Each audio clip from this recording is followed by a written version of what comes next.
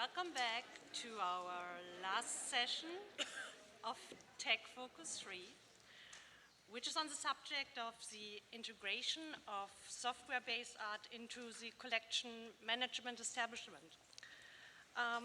Quite a task. Welcome to the panel, and for those of you who have not attended yesterday's sessions, I'm not going to reintroduce our panelists here since their bios are printed in our conference brochure. So we have learned within the past 2 days about the complex documentation needs of software-based art. We face the reality that those complex data and interdependencies posing a challenge to document within established structures of collection management systems. As such, the panel is structured in a way that the complex documentation needs will be recapped first, followed by different institutional examples to capture documentation information in database systems and beyond. So Joanna Phillips will start introducing into the documentation needs by just drawing a larger picture of all the components, interdependencies, and behaviors that we have to consider to do so, and then we will follow up with 3 institutional examples to capture that. All right. I have to disappoint you. I'm not going to state an example, since we've only just started exploring the needs of our software-based artworks, and we need more time and resources to really implement the collection management and documentation appropriately. However, in the meantime, I want to share our thoughts and approaches to you because I personally find it always extremely useful to hear what other people are trying and what they're failing in, so we can learn from each other. That's where I'm going to start. So different museums, and certainly all of the museums at this table here, collect their data on artwork in different ways. This is the Guggenheim way, 3 information silos. We have the collection database, which is the museum system, TMS, as many of you have as well, I'm sure. Then we have our object reports, where we store our identity reports, iteration reports, treatment reports, correspondence with the artist, installation instructions, all that kind of stuff. And then we have the actual artwork repository, a dedicated server that is backed up, etc., where we store the actual digital assets, video files, disk images, executables, source code, etc. So the 3 main questions that are guiding our explorations and how to improve our system or adapt our system to make it work for software-based artworks is, 1, what is it that we need to document about these works in order to enable their preservation and future access? 2nd, how do we structure that information in respect to different target audiences, different stakeholders who need to make sense of that information? And 3, what component breakdown makes sense? How granularly do I want to break down my components in order to make them searchable and trackable? I'm going to elaborate on each of these 3 questions a little bit. So what do we have to document to enable preservation?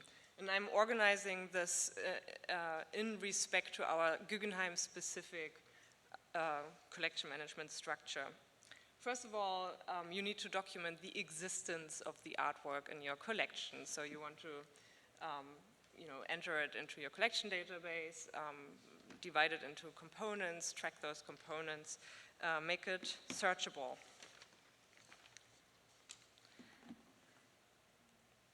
You have to capture the behaviors, the significances, the dependencies, the reports of the code analysis, the documentation in the native environment, the installation instructions, the artist statements, and of course the many iterations of the artwork. And then you have to store, and we heard a lot about that today from Ben and Helen as well, you have to store information around your actual digital assets. So we came across the XML files this morning when Ben showed us how to create those or extract those metadata from the disk images, checksums for integrity, fixity checks, and all kinds of metadata. For video files, we sometimes also store README files to provide some context. And then, of course, there's the one other thing, the version control, which basically enables us to document our own conservation intervention when tweaks to the source code have to be made in order to keep the piece running on current machines, for example, or if we, in the course of code analysis, want to annotate the code, explain the code, all of that would happen in a Git repository, which we haven't implemented yet. We've only started to think about it. And a lot of the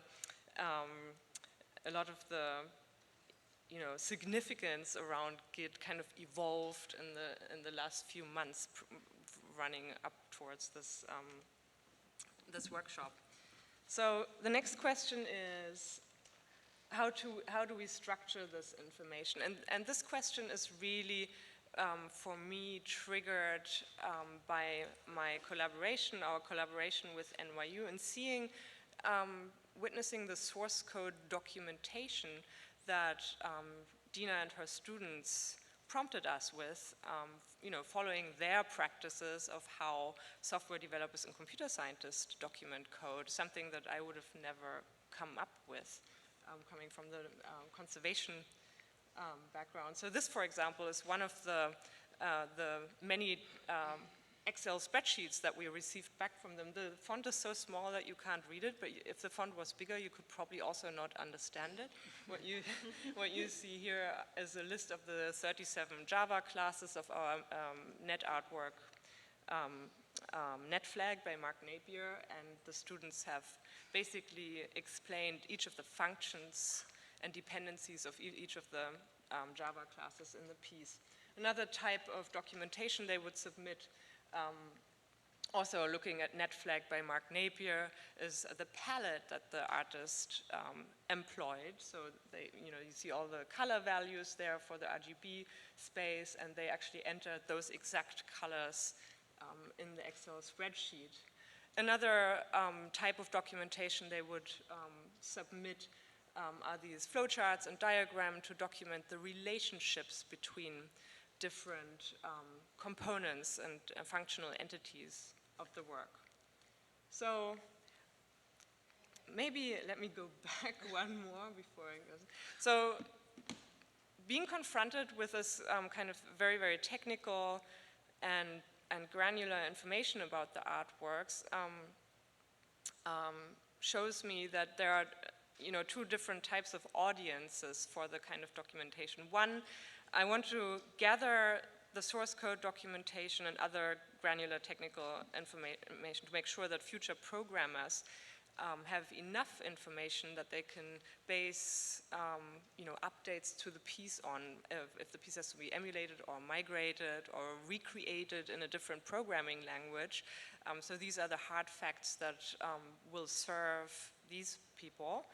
And on another level, it's like a vertical structure, really. You have the high level information and the low level. I would consider this the low level information. And on the high level, we need a digest. This is the slide, the interpretation of that low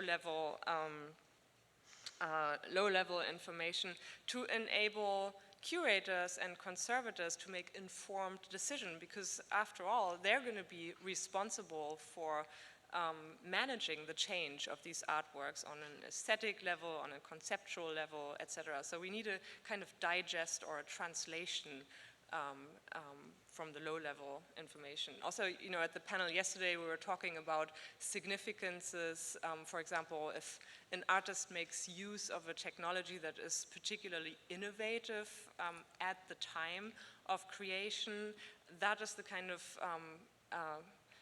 you know, digested information that I would consider high-level and important for the art professionals who are managing the works to be aware of. So I'm thinking of a type of layered documentation, and we have made some first attempts by having the computer scientists fill out conservation templates that Brian Castriota and I put together that cater to the questions that the museum side has, and then they would, in appendices, add their low-level information to it in a reference system. But we want to conduct further research into this, so the next fall semester is definitely going to explore documentation further. And I hope you'll hear more about this in a more evolved state.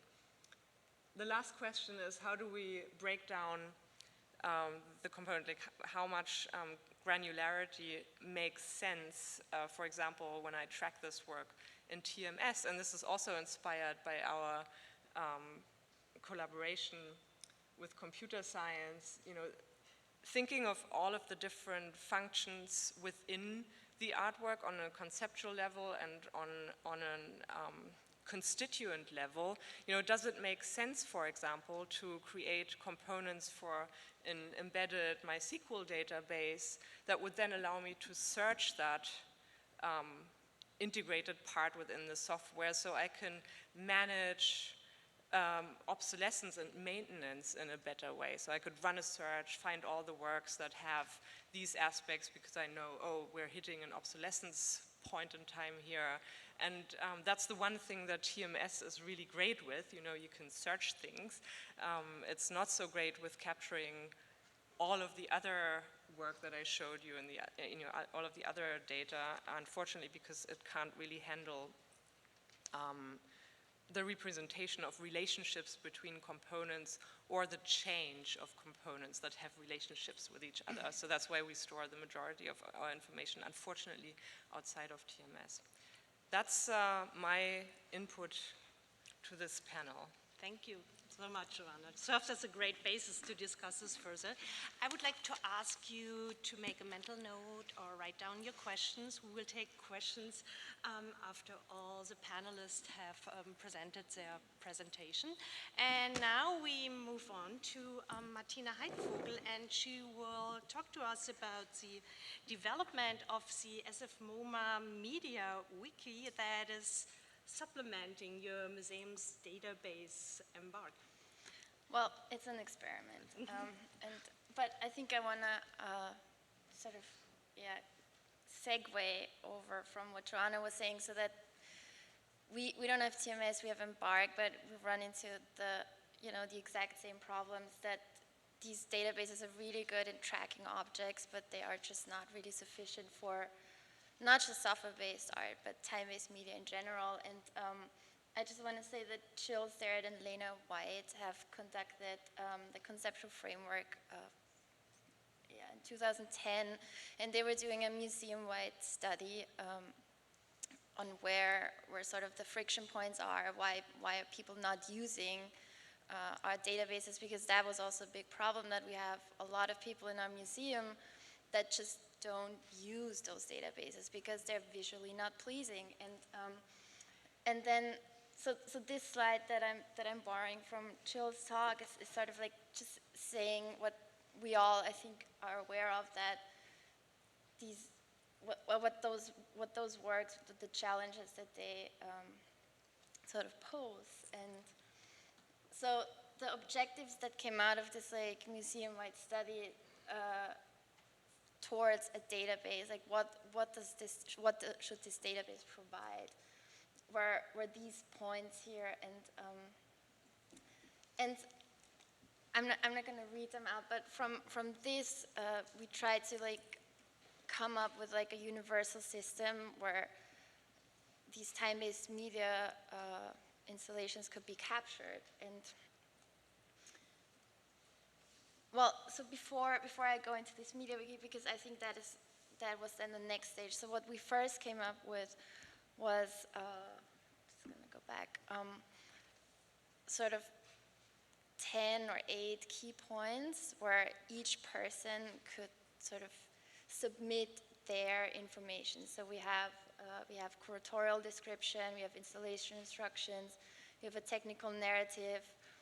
So we have these like sections that would capture all the voices from the different people that are sort of involved in exhibiting, these works. And so originally, these points, we investigated the system, and originally it was like a binder. It was very, it was a physical binder that was sitting on my desk, and I tried to like employ the system, and I was also spending a lot of time running after people and trying to gather this information, and so that was frustrating for me, and I think maybe some of us that compile installation instructions know this frustration, and at the same time it also wasn't accessible. So it was this binder that was sitting at my desk with all this like really cool information in it, but it was not accessible to the whole museum. So out of this really came this idea of this media wiki, and it's this open source software that anyone can download. It's the same software like Wikipedia, and so what I just tried to do is can we take this system of this like binder structure with all these like so these are sort of the big bullet points that people can sort of fill out, and is this something that can be translated into this like virtual platform? And before I show the video, or maybe I'll just start the video. This is just a couple of works where I was really trying to test the limits of the work. I mean, of the media wiki, and see what it can it do, what is it good for, what is it not good for.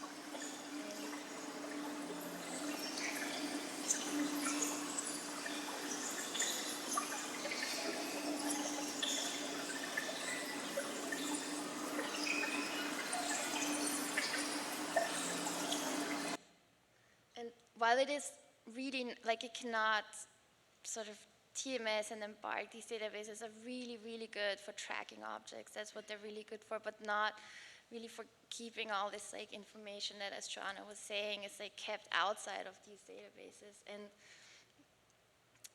the other cool thing, or I find really cool, is that if you create different user accounts, everybody can enter their information, and it's being tracked in the history. You have a timestamp, you see what person changed what. It is sort of already has this version control in there. And also another thing that I thought is that you could have it, it's browser based, and you could have it on your iPad in the galleries when you install the work. That was also something I thought, for if you loan the work, you could just send a link or something. And this is also, I think I also want to say, this is not new. I think there's been several initiatives that were using similar softwares. I know the Panzer project at the Guggenheim was also using a wiki. So yeah, this was my contribution, just as a thought. And again, this is not implemented in our system, but we're sort of like playing around with what is possible, what are the limits, and what can be done. Who's contributing to the wiki? Well, for now, it's only a small number of people. So it's me, it's our assistant curator, and it's one of our media techs. Because we have not enlarged because of course, when you introduce new systems within already a sort, like there are all these like anxieties popping up, like, okay, now you have this information living in Embark, we have a hard copy, we have it living in here. Who's managing and all this? So we haven't answered these questions yet, but I think we just wanted to, or I wanted to find out, is this a system that would be, could work or could not? And And maybe it is just complementing the already existing system. But Is this the first artwork you documented in that way, or did you document more? no, so when you look now, so these are all the artworks, so I don't know how many there are. 25. But Is yeah, this this also public now? no, this is not public. Are you planning to share it publicly? No, I don't think so, for reasons that we mentioned. I mean, that was also the first question. That's the first question that a lot of people ask, also museums internally. I think there's too much information that is too sensitive to share this really publicly, but it would be really cool in a different way. Yeah. And yeah, I cannot stop the video now, but this is a 2-channel piece that should be synchronized. So making this kind of video where you have the 2 channels synchronized at the same time is also really cool for curators, just to see and experience the work in this way without having to, physically synchronize 2 DVD players or something. And they can just look at that in their browser. So. Thank you, Martina. Yeah, Certainly welcome. a very, very interesting approach. This brings us to Annet Dekker. And Annet investigated into the potential of the museum's database, TMS, to explore the documentation options of software-based art in that database system. And she actually conducted a workshop on this subject, and she wanted to share with us the problems that she encountered, but also she wanted to share with us what she discussed with the workshop participants and the feedback that she got. Yeah, I think that's immediately a disclaimer that I'm not a specialist in TMS at all. I hardly ever use it, actually. So the names that you see underneath there, Patricia in the first row here, Esther, who's unfortunately not here, but Tom, who's behind Patricia, and then Claudia in the green shirt over there. Those are much more the experts than I am. So if you have any questions later on, just address them as well, if you don't mind. So what I'm indeed going to do, though, is, because I did organize the workshops, part of them at least, and because one of the reasons that we did that was to see how we can actually include the software-based artworks in an existing system that we use, the TMS system. And because we wanted to do that because we use it for all our artworks, and we didn't want to necessarily exclude software-based artworks, so we wanted to try to incorporate them in an existing system. Now, TMS is used throughout the different departments, so there is also very different needs. And those people using it use it in different ways. So the first aim of the workshop was to gain knowledge and understanding of the software-based artworks, especially in relation to using the TMS, while at the same time also gaining a sort of hands-on experience by using case studies and trying to fill them into TMS. So in the first workshop, we tried to address the following questions. What and how to include technical information about the components of an artwork and the digital environment in which they were created. What are the dependencies and the relations, and how do they change over time, and how can we actually incorporate that into TMS? And from those kind of discussions, we started to look at the sort of building a TMS protocol for software-based art. Now, important to note, I have to mention this again and again, I think, because it's really important to understand that TMS can and is used in very different ways. And even between institutes, because we already had discussions beforehand as well, and that you could see clearly differences in how institutes use them. Mm-hmm. So imagine how different people in an institute also use it differently. It becomes rather complicated. So don't take this, what I'm going to say, as a sort of best practice. It's just one example. But in general, though, I can say that it's just one of the tools also that is used. It doesn't capture all the information. It's much more sort of skeleton that provides you information where you can find information.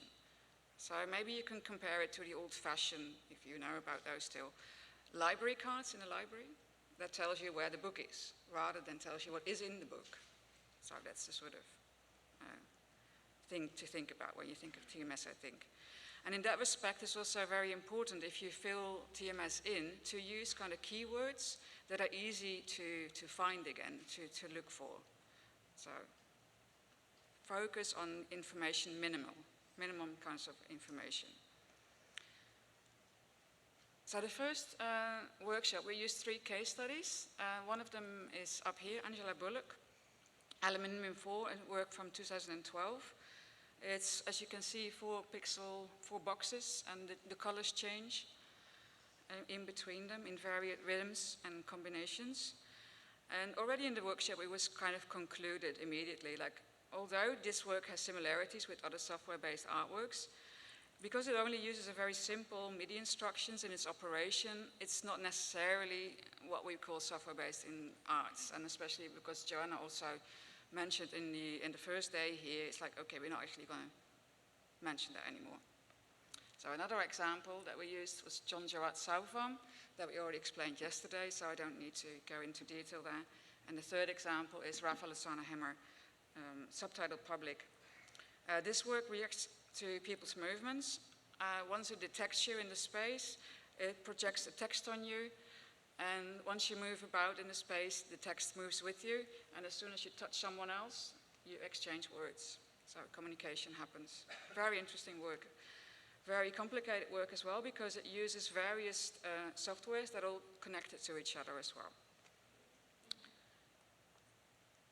So the aims of the first workshop was really to get consensus on whether to have a computer containing the artwork as a component, an instance of the artwork, or as an equipment item, an EQ. And next was the creation of a list of attributes that needed to be searchable on TMS. Can we make that happen? Some of the questions that we wanted to pose in the discussions were how to fit source and project files into the component type taxonomy, what's the minimum information required, and how should the information be recorded in terms of TMS. Now, the discussions were, as you can see, beautifully discussed between small groups of people, 3 or 4 in a group, loads of nice food on the table to make it pleasant. And it also involved sort of, detailed examination of the artworks at present. In this first workshop, we actually worked with Becoming from, oh, there we go. Thank you. Michael Craig Martin. And we had that also on display, so people could also see what it was like. So, this is a screenshot of how we use TMS. Let me see. We use the component names here, and that's special abbreviations, I think, for Tate as well, to describe the status of a component. For example, an artist verified proof, AVP, an exhibition format, or archival master. The description here gives you the details of what it is, and this, of course, varies very much depending on the artwork and the components. The next slide shows you a different point of view of the TMS. And as you can see here, oh, it's the wrong one. Attributes. That's something that we're still working on. So that's not there yet. The text entries are here. They specify the technical details and allow us to search for specific information. And I mean, I have to say that although this is not filled in yet, we have done that for time-based media and for video especially, and it kind of allows you to use a controlled vocabulary and search, for example, for a specific codec that you need. And like I said, well, software is still defining what kind of things that would be. Now, a recurring topic of discussion was the current ambiguity over these component names. That is, it's both green, it's really complicated. Component names. Such as the differences, for example, between a master and a display copy. Now, the origins of this problem really lie in the sort of non-physical nature of the software itself. For example, the files which make up an artwork may not be delivered in a material form. They might just be a bundle of files delivered over the internet. Like in the case of South Farm, the version that we acquired and received was a standalone, all-in-one monitor and computer, which you maybe remember from yesterday's slides. So it's not really representative at all of how the work was actually displayed as a projection. So as such, we were really discussing of how can we actually then consider this. Is this an artist master or is this a display master that we have? And after the discussion, we decided that the artist master was actually the bundle of files received by the online transfer. So that's how we make this decision now. Now, some of the main outcomes quickly. So indeed, computers containing the installed software-based artwork should be logged as an artwork component rather than equipment item. And at least the core dependencies of an artwork should be recorded as attributes. And well, again, that's something that we're still working on. And we also think it's really important to start to develop such an attribute tree, capturing some of the core software dependencies, operating systems, system software, libraries, runtime environments, things like that. Some points of discussion. I think TMS is designed to use for objects like painting and sculpture. So for time-based media, it was already a trick, and now for software-based, another trick comes in. So it needs to be adjusted, and it requires also some compromise probably as well.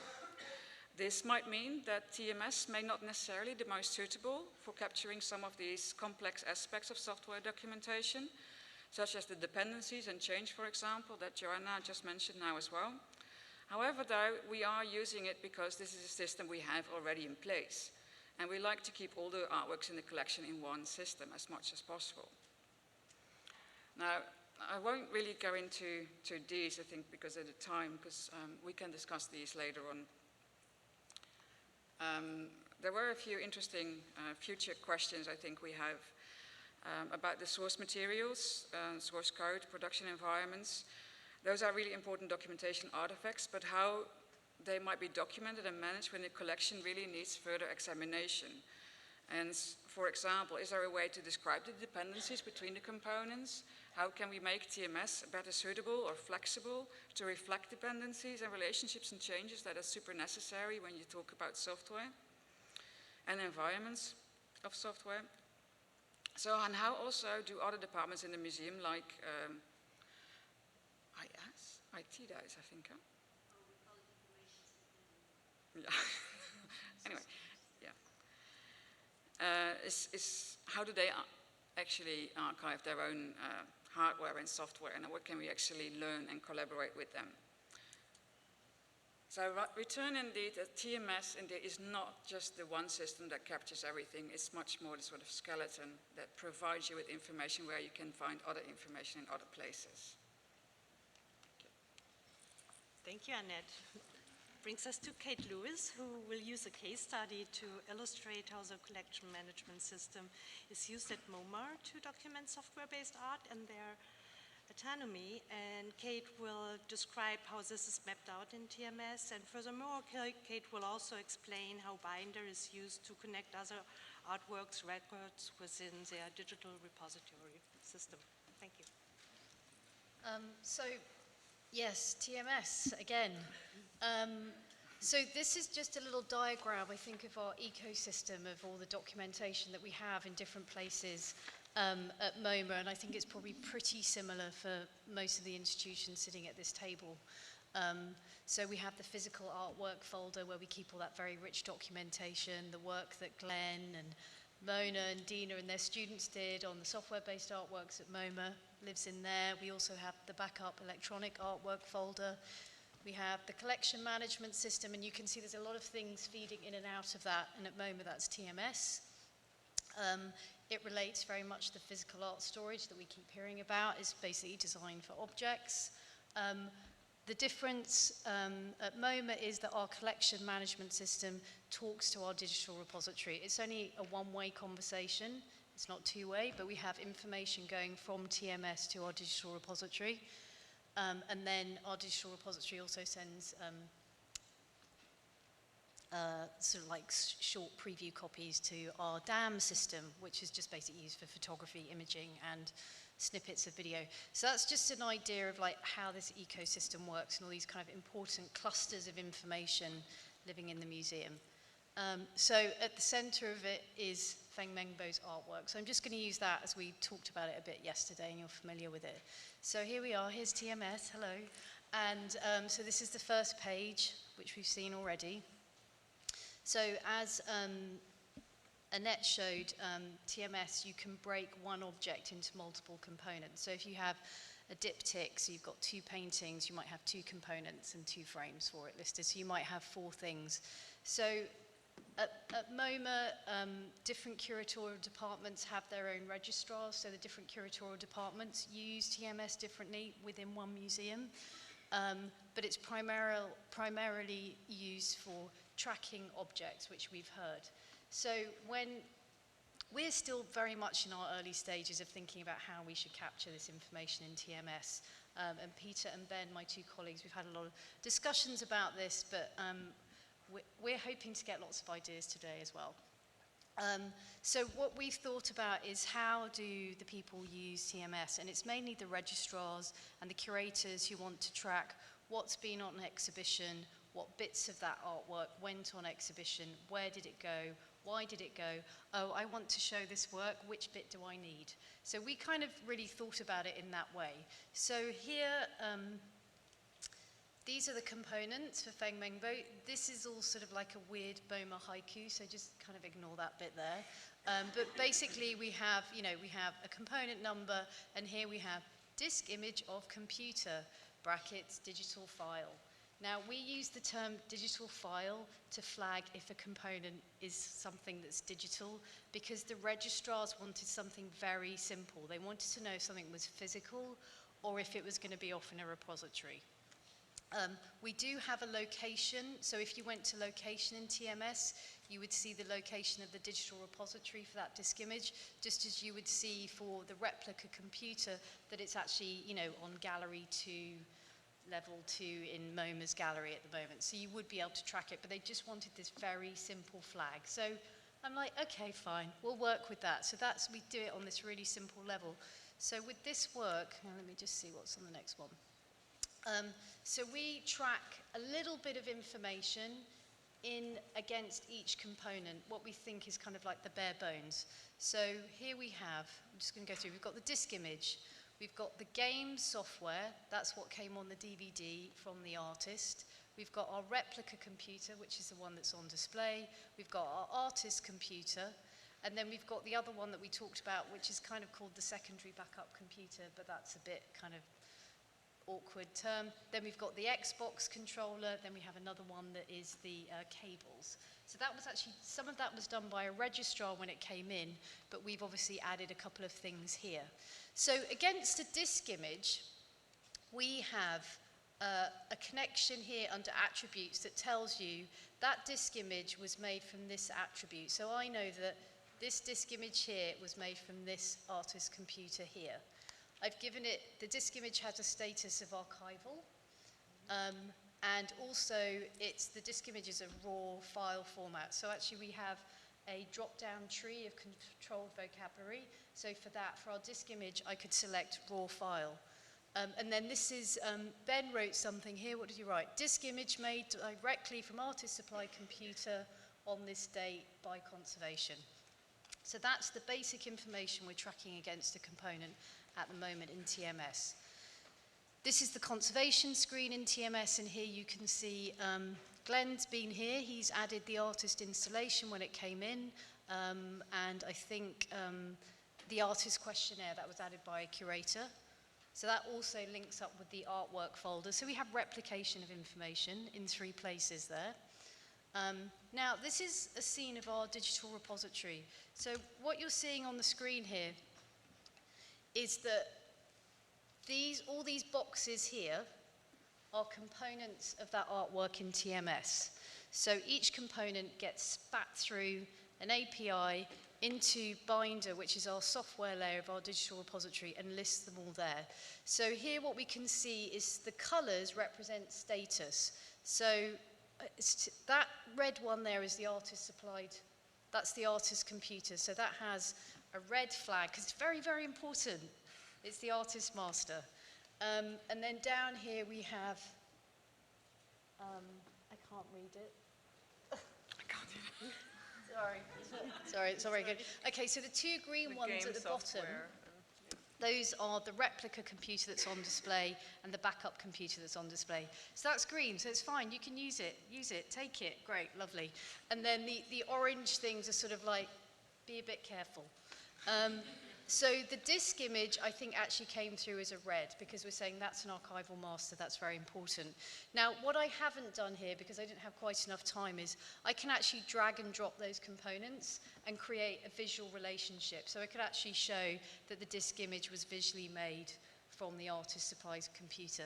So that's quite a nice thing. It's quite sophisticated that we could do that. Before, we used to do that manually. Then I think I've got one more slide. Okay, so I thought Helen might like this. So this is XML. It's the METS file for an executable file that's actually in our digital repository. It's for a different work. It's by Paul Chan and Fourth Light. And the work is an executable file. So when that work goes into our digital repository is based on Archivematica. And Archivematica, because it has all these different tools within it, Pronom can actually recognize that this is an executable file. So when I open up this artwork, I don't have to manually put this into TMS. I can actually find it. Oops, wrong way. Oops. It's enough now. Oh, I've broken it.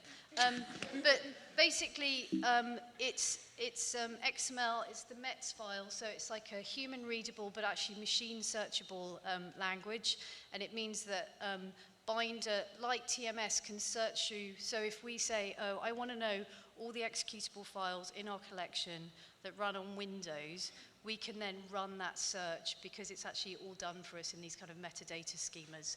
This is premise. This is based on premise, and that's how we do it. So the other thing that we can also do very quickly is if we have an executable file and we know it runs on Windows XP, the other thing we can do with our repository is we can actually put in supporting software.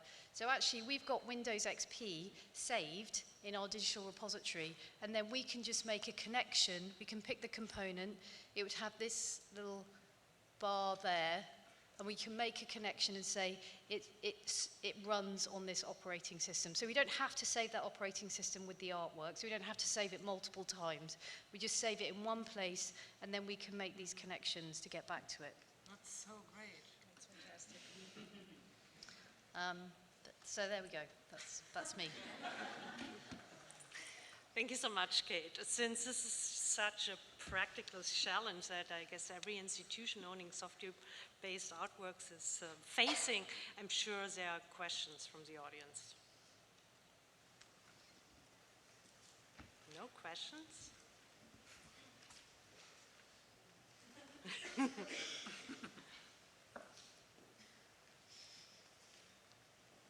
Great presentation, Kate. So this isn't a question so much as it is a comment.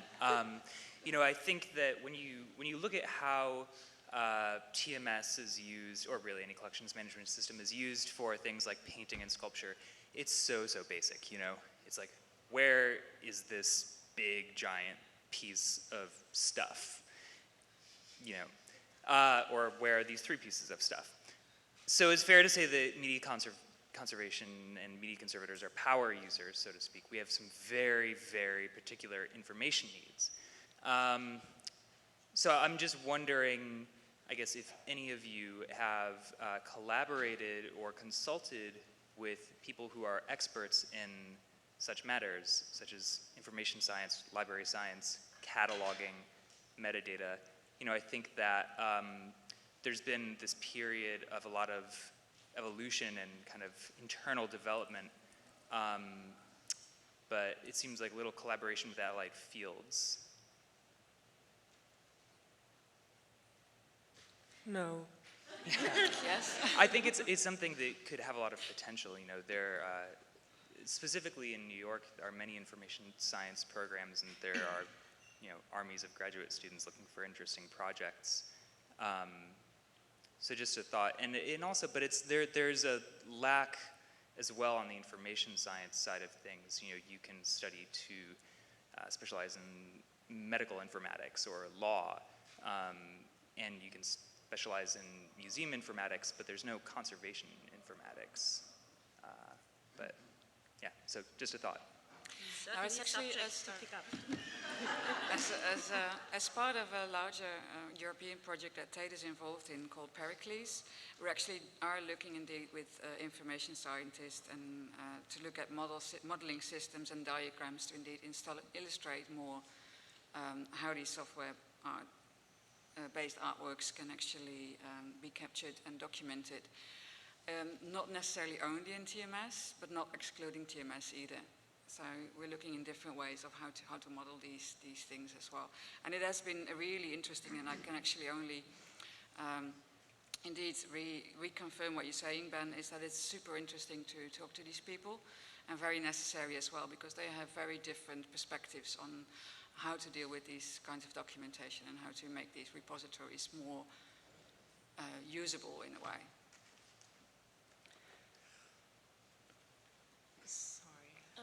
Can I just add to that? So when Jill and Lena were working on this conceptual framework and when they did this institution-wide survey, they did work together with a design company based in San Francisco, which is not a management company, but they did work with user experience. So that did happen back then.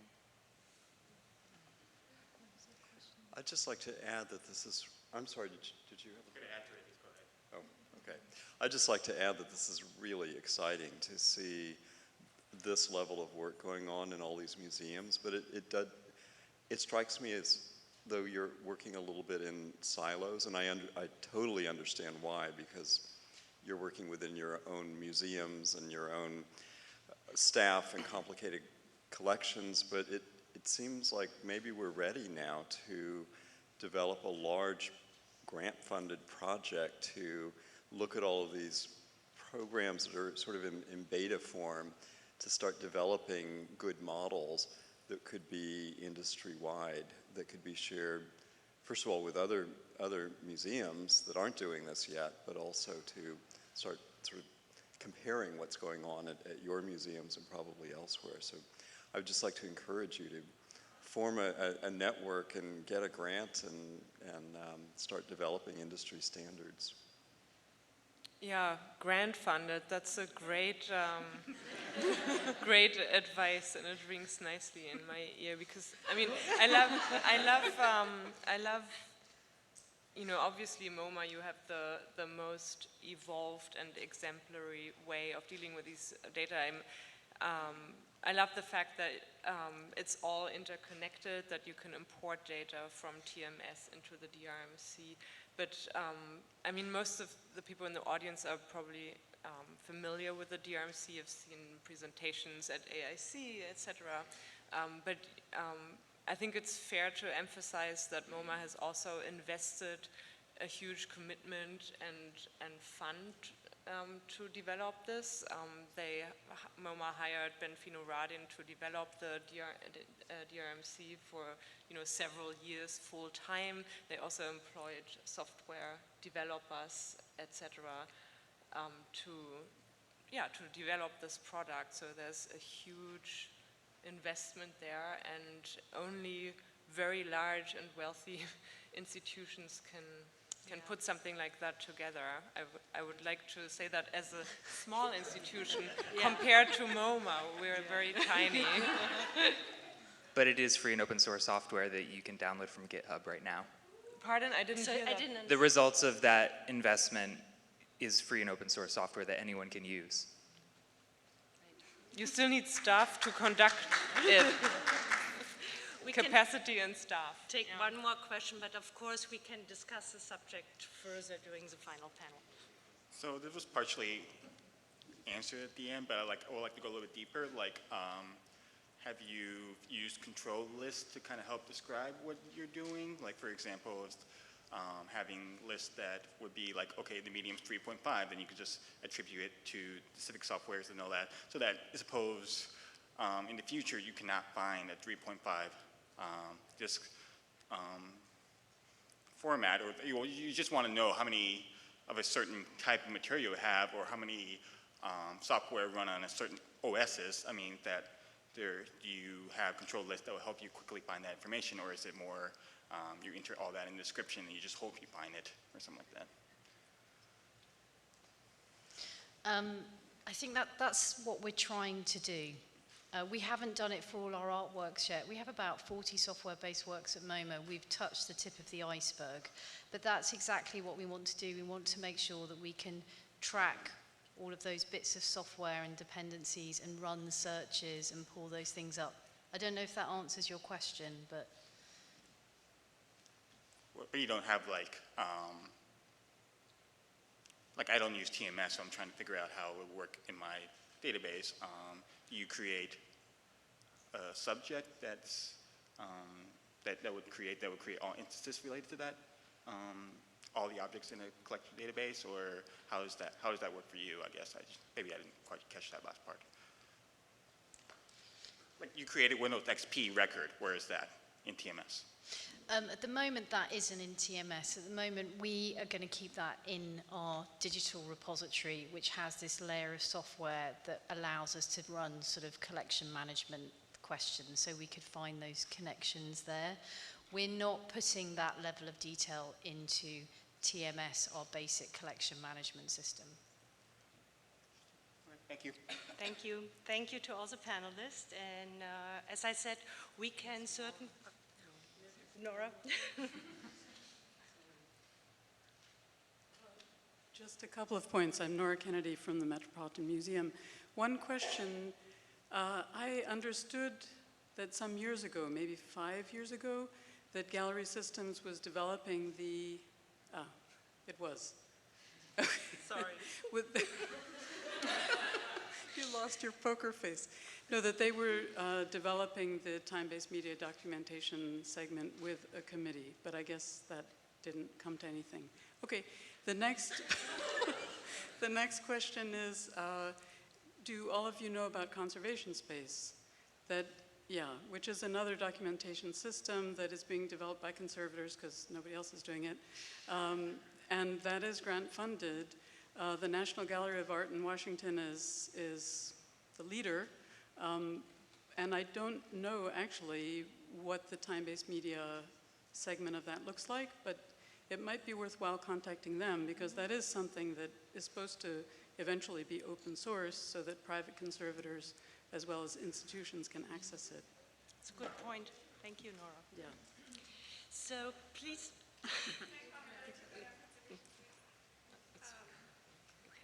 So I'm a steering committee member of Conservation Space, and I can just let you know that there is, at this point, not a specific time-based media component, but it's an incredibly flexible piece of software, and I think it would be excellent for managing complex documentation that's not database specific. So I think we're hoping that it will be released in the spring as a first public release, and it will be really interesting to see how people explore it and use it for this material. But just wanted to let everyone know it is happening. I think the big risk is to isolate information or artworks even from the general collection database, and I would be hesitant to try and create yet another information silo, maybe with an interface that encourages, you know, easier and better data entry, but then creates this whole other place where information is kept separately from your main pool. It is? Okay. Okay. I don't know enough about conservation space. And Nora, your question about TMS, we did work with Gallery Systems very closely, and there was a kind of, you know, like a very promising time, maybe 3 or 4 years ago, where it seemed like the release was, we saw wireframes, it was all there, the release was very close. The last time I talked with Jay Hoffman, the CEO of Gallery Systems, was I think 1.5 years ago, and he promised the release for January 2015, which is already 9 months ago. So I'm not quite sure what the development status is of that. Thank you. Thank you to all the panelists. And please allow us a moment to set up the chairs for the final panel.